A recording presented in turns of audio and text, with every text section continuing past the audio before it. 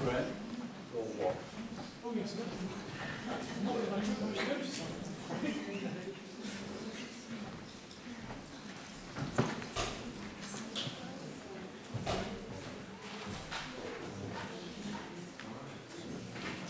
Whilst we're setting up for Tim, I'll say a few words about him. Tim Courtwell is a freelance writer on film running his own website. In 2004, he published The Filmgoer's Guide to God and is preparing a revised digital edition to be published later this year. Last year, he published his first ebook, Film Past, Film Future, available on Amazon. His critical interest in visual arts is underpinned by his experience as an independent filmmaker between 1968 and 1987. In addition, he has, during his career, been a church warden, a chair of the Royal Theological Association, and from 1998 to 2005 was chapter steward of Norwich Cathedral. He therefore maintains special interest in film and religion. Thank you, Nell. That's working, is it, Peter? Looks like it's all right. Well, I'm the second movement of the Norwich Viola concerto. You're the third, by the way, so I hope you're in good voice. Very serendipitously, and fortunately, because I didn't know Graham was going to refer to it, but near the end he showed an image of the Nantes triptych, the Nantes triptych. I made my first visit to Tate Modern around the turn of the millennium. It's pretty soon after it opened. And there was a very striking display of contemporary work from around the globe, much of it very new to me, the names are new to me. And the most arresting piece was this video triptych of 3 images, which I needn't describe to you because you've seen it. We stood in a blackened out room, and it was very dark, like it is in the Sainsbury's Centre, if you've seen the images there. I was barely conscious of the other people in the room. And what struck me, one of the things that struck me, was their verticality. I'm used to going to the cinema and widescreen film, widescreen just good for snakes and funerals, I'm sure you've heard that. Viola breaks that rule, he makes it vertical, and it works tremendously well. And your big question as you see it, and I'm sure as you've seen the pieces here in Norwich, was it a narrative?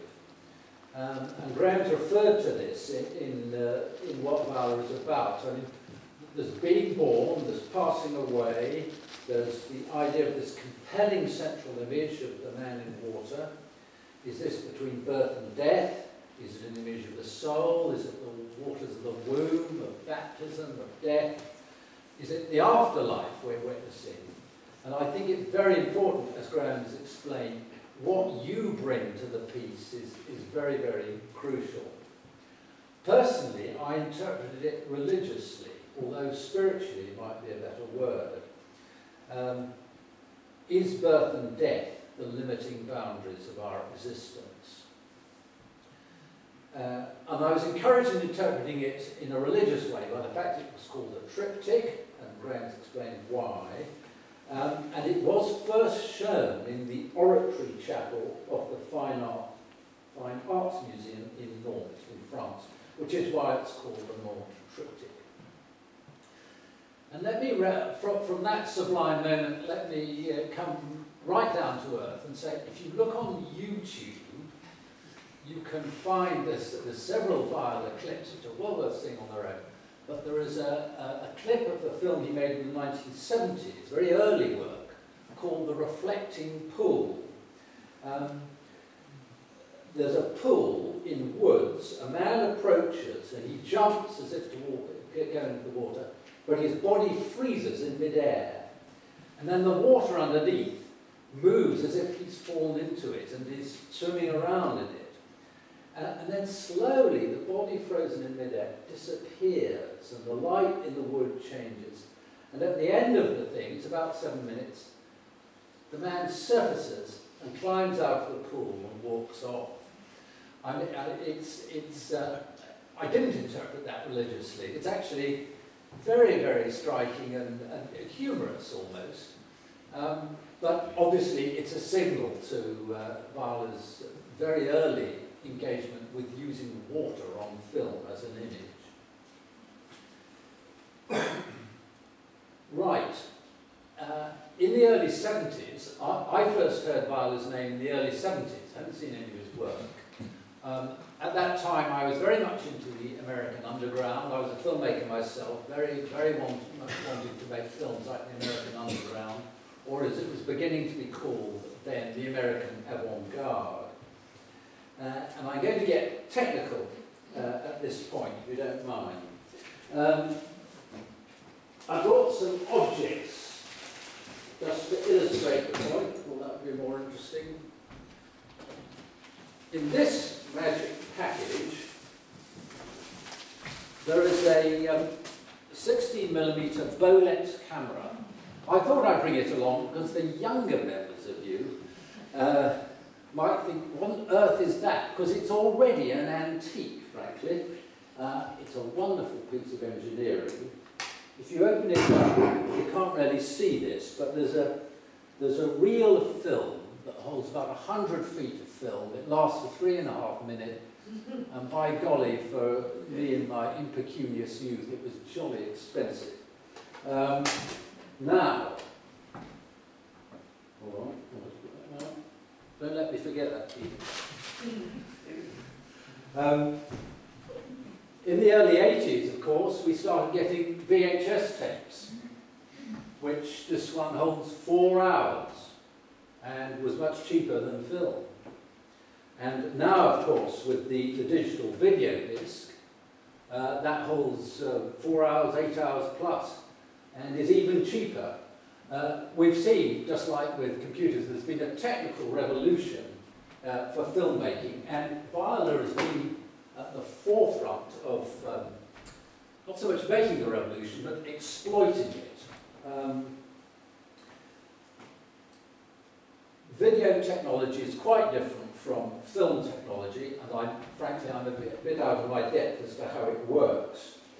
But I want to make the point that this technical revolution is linked to an artistic one that was going on in post-war America, indeed post-war Europe. In the 1960s, Viola is in his teens, and the real hub of the American avant-garde was New York, where Viola was brought up, as Bill's referred. I'm going to start, before coming on to film, I'm going to cite music first. I'm sure the names of Philip Glass and Steve Reich are familiar to you, known to you. Maybe you even know the music a bit. The word minimalism, musical minimalism, was dubbed to describe their music. It's sort of slow motion music with very imperceptible changes. So the piece starts and you think it's repeating, but by the end of the piece, which may be 15, 20 minutes, it's moved a long way, but you can't say where did the change happen. I'm not saying Tudor was necessarily interested in music, but it is important to understand that he, after university, he worked in the studio of David Tudor, who was a pianist, a composer, and an associate of John Cage, who was really into electronics, which I think is the thing that attracted Viola. It was experimenting with new technology, with new electronics. Okay, now I want to say something about avant-garde film in New York in the 1960s. The first name to mention is Andy Warhol. Andy Warhol's factory was making a lot of films in the 1960s. He's better known, of course, for his screen prints and everything. But one of his famous films, or rather infamous films, is called Sleep. Have any of you seen this film? Don't answer that. It's 6 hours long of a man asleep. And there's a really big deal in it when he turns over. I won't dwell on that. We can talk about it afterwards if you want. The second name to mention, a pair of names, are John Lennon and Yoko Ono. Because I remember seeing a film called Smile around 1968-9. Yoko Ono filmed John Lennon's face for 3.5 minutes. not particularly interesting. And she did it at 20,000 frames per second, which means that when you project it, that takes 52 minutes. And I can assure you it's got in the running for the most boring film you've ever seen. The third name, now this is much more important. Michael Snow made a film called Wavelength in 1967. Wavelength is a zoom from one end of the room to the other. So it starts roughly like this. It's a loft in New York, and pretty nondescript. Various things happen. There are 4 or 5 episodes, incidents in the film, but it's a zoom going through this space to the far end. And I haven't got the last shot. This is a black and white, it was in colour. Can you see the lower picture is of waves, and right at the end of this zoom, it's fixed on these waves. And is it a picture of nothingness? Is it a picture of pure mystery? Well, it's probably both of those, and we're back to this thing, it's what the spectator brings to it. And I've heard several people tell me Wavelength was the most boring film ever made. It's not, in my view, it's not, and I must have seen it about 10 times in my life. Because it's in the phrase in use in the adjective of the time, it was mind-blowing, it was mind-expanding. And I believe, I have no documentary proof of this, that Viola saw it and responded. This opens up new ways of making images. So I do think he's drawing these up in his youth in New York. He's very open. He's part of a very experimental scene. But what is striking about Viola is him taking it into the realm of the spiritual, if you may call it that. Graham, I won't enlarge on what Graham said, he's already referred to this. I would underline myself the fact that he went to Japan to study Buddhism in 1980, because I think that enlarges his understanding of meditative techniques and of the deceleration of time. Of course, that's something in the Christian tradition as well. It's not unique to Buddhism at all, but I think his openness to the East as well as the West is important. And another thing to say about him is in 1983 he moves to California. Now it's important, if any of you have been to California, the thing about California is they look west. We look west, but when we look west, we look west. In California, when they look west, where do they come to? The East. And I do think Japanese Buddhism has quite a currency amongst the radical thinkers in California. And of course it's very libertarian. They're open to everything. And I'll demonstrate that by saying I went to a restaurant once and ordered soup, but it wasn't any old soup, it was soup of the ever-present now.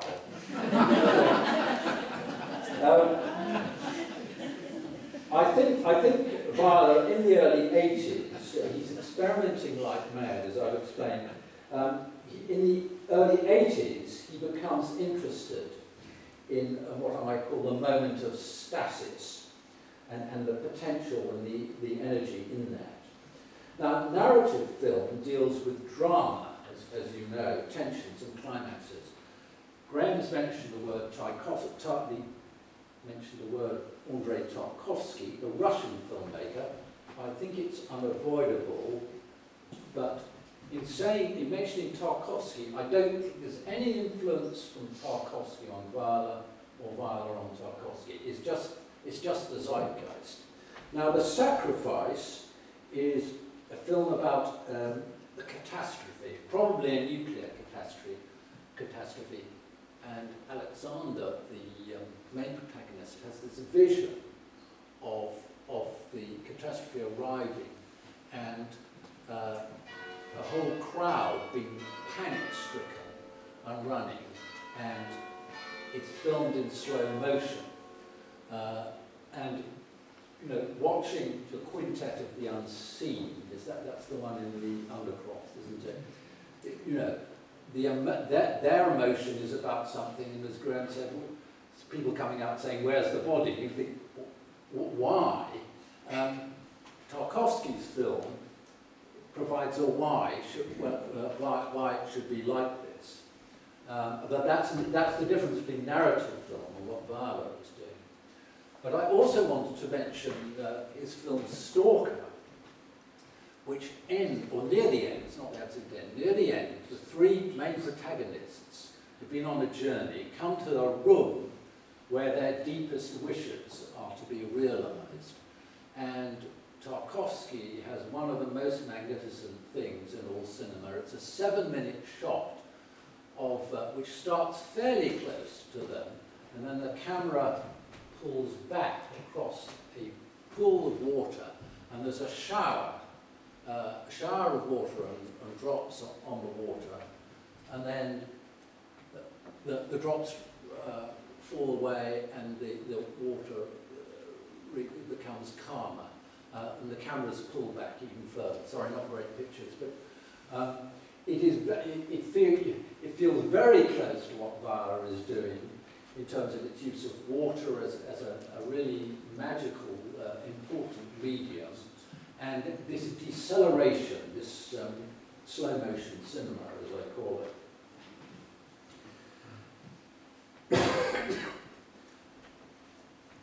Now, you may think long take cinema is off-putting, and you wouldn't be unusual in taking that view, because I know lots of people who think that. But I think you can also react to it by saying this is not just absorbing, but it's really deeply absorbing, and it can create its own suspense as to how the shot will end. I mean, Hitchcock uses long takes.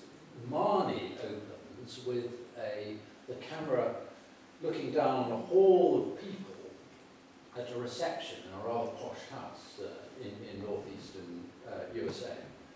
And the camera does this long take, and it goes down, and it eventually comes to close on someone coming through a door.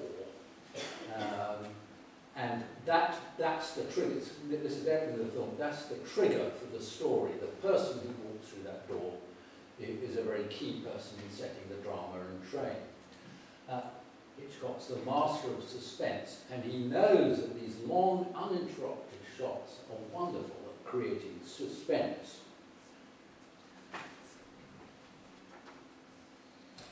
Now, these moments of stasis, that's what I may call them that,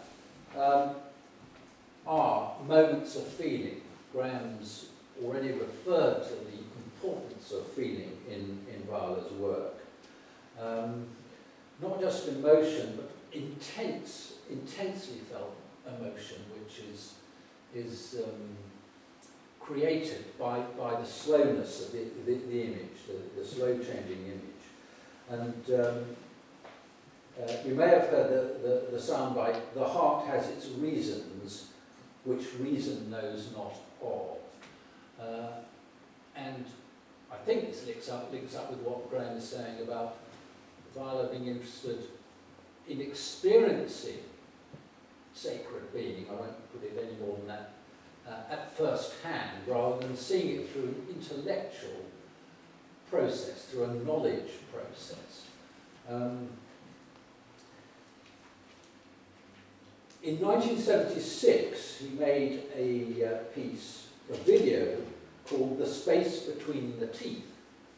And this is a video of himself screaming. I was struck by this because one of the things, I think one of the fashionable nostrums of the 70s was the primal scream. If you let yourself scream for 5 minutes or 5 hours, all your frustrations, inhibitions would come out, and you'd feel a new, better person afterwards. So I don't know whether Viola is thinking of that, but the notion of expressing emotion in that way is important, and of course is part of the surrender piece in the Sainsbury Centre of the person putting their head down in the water and then coming up. And this quintet series, of which we've got the quintet of the unseen at the Undercroft, is part of the passion cycle, which Graham's also referred to. Passion is from the Latin to feel or to suffer. And of course in Christian iconography is a very, very potent and powerful word. And just mentioning surrender again, I think this illustrates the cleverness or the inventiveness of Viola's imagination.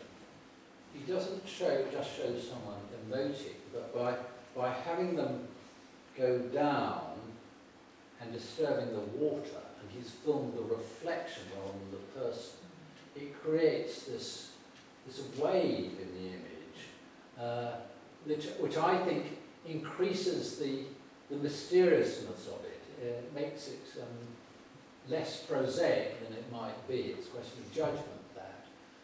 But I think, from what I've been able to see of his stuff, he does have a very inventive imagination to use this new language. I won't say stumbled on, he's been searching for it, and he's come for it, in very, very striking ways. And I think that's very much on display in the 6 pieces we got in Norwich.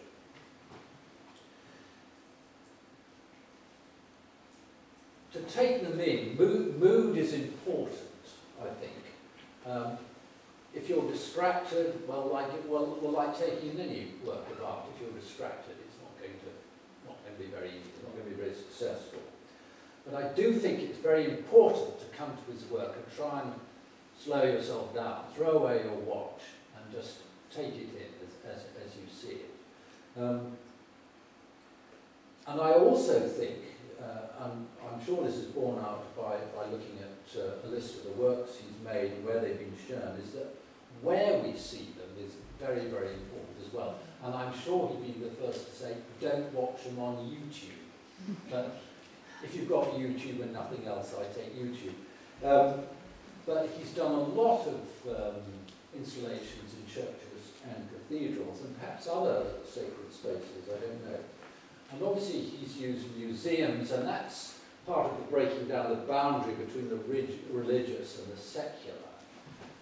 When I saw the North Triptych in Tate Modern, I thought, amidst this highly secular building and all this secular artwork, that room had been turned into a sacred space.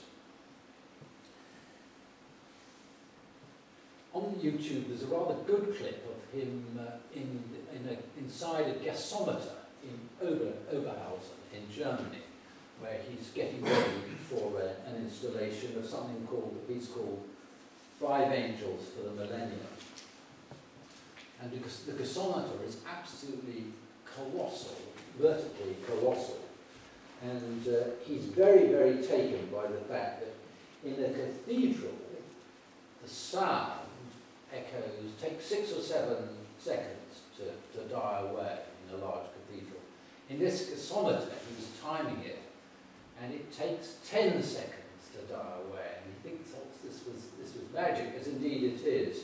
And I haven't said anything about sound, and I don't know, I'm not familiar enough with this stuff about sound, but I think the sound as part of the overall experience is a very, very important thing. So I can see putting the installation in the gasometer with this enormous echo was very, very exciting for him. Right, I'm going to conclude with Catherine's Room. That's the piece at the Sainsbury Centre with 5 screens. It's the one I like the best, I think, as of June 2012. Partly because I think God comes in little things as well as the big things. It's 18 minutes long, which is in line with the other pieces in the exhibitions. 5 screens, as I say. Silent, that's important. In passing, it's just a slight pity that the sound from the Ascension next door feeds into that room. So it can't have everything. But I think that silence is very, very attractive part of the piece. And I think it's wonderfully carefully conceived and executed. I think an immense amount of thought and meditation, perhaps is the word, goes into getting it just right. That's the mark of someone who's really, really involved and committed to what he's trying to do. And of course it's got his trademark slowness. So I like the slowness. I think it increases absorption, it draws you in. You want to see what's happening. But interestingly with that piece, the fourth screen, if you remember, has a woman. It's the same woman in all five screens. She's lighting a series of candles. And in effect, that gives you a clock for the piece. You've thrown away a watch, I hope, but you can't avoid it. How far has she got in lighting the candles? Because you know when she gets to the last one, you're almost at the end. It's not quite the end, because she stands there as though she's praying, and then it ends. And then the loop starts again, and she'll start lighting the candles again. And I must mention the fifth screen, which is of the woman, what's she doing? She's sitting on her bed, and then she makes the bed, and she goes to sleep. And most of the 18 minutes of the cycle is of her asleep. And it's an interesting contrast with the Warhol sleep I mentioned, because if Viola had seen that and lodged it in his brain, I hope he has in a way, and I hope he said to himself, I can do better than that, because I think he's done it marvellously better. The woman is asleep, but it adds real resonance to the sequence of images. Because if you've studied it, it's a narrative of a day, but it's also a narrative of a life. And that may be the sleep of death at the end, but because it ends and starts again, you feel it's the sleep of afterlife and new life. I saw the exhibition of Viola at the National Gallery in 2003, and I was very struck then by his use of plasma screens. It's the first time I'd seen them. You know, these very flat TV screens, nicely hung, so there were no wires, and you go in, and I think Graham showed one of them. Was it Dolorosa, the Madonna type woman, and the bearded man? And you can see these on the plasma screens, and you look at it and think, gosh, every cathedral should have one of these. And my first thought, we should use them in the liturgy in some way. I don't think that's such a good idea, but the notion of them being installed as things in chapel is a very interesting idea. But I also thought, would I have one in the home? Well, I wouldn't want Ascension, I don't think, in my living room, with a man plunging up and down with a great sound of rushing water. But I must say, Catherine's room on your drawing room wall would be rather lovely, wouldn't it? Thank you very much.